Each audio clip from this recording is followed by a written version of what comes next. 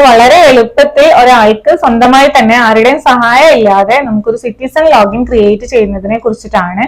അപ്പോൾ ക്രിയേറ്റ് ചെയ്യുന്നതിന് നമ്മുടെ കയ്യിൽ വേണ്ടത് ആധാറാണ്. ആധാർ ആണെന്നുണ്ടെങ്കിൽ phone നമ്പറുമായി link ചെയ്തിട്ടുണ്ടായിരിക്കണം.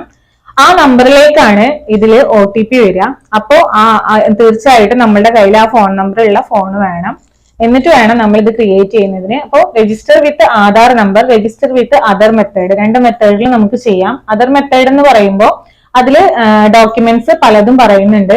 Aadhaar, pan card, passport, election ID card, ഇതിൽ ഏത് വേണമെന്നുണ്ടെങ്കിലും വെച്ചിട്ട് നമുക്ക് ക്രിയേറ്റ് ചെയ്യാവുന്നതാണ്. അപ്പോൾ ആ ഡോക്യുമെന്റ് ഏതാണ്, ആധാർ ആണെങ്കിൽ അതിന്റെ നമ്പർ, പാൻ കാർഡ് ആണെങ്കിൽ അതിലെ നമ്പർ, പാസ്പോർട്ട്, ഇലക്ഷൻ ID ആണെന്നുണ്ടെങ്കിൽ അതിന്റെ മുകളിലുള്ള നമ്പർ കൊടുക്കുക. എന്നിട്ട് അത് നമുക്ക് ഇവിടെ PDF ആയിട്ട് അപ്ലോഡ് ചെയ്യേണ്ടതുണ്ട്. അങ്ങനെ ഒരു ഓപ്ഷൻ ഇവിടെ ഉണ്ട്, അത് അപ്ലോഡ് ചെയ്തെടുക്കാം.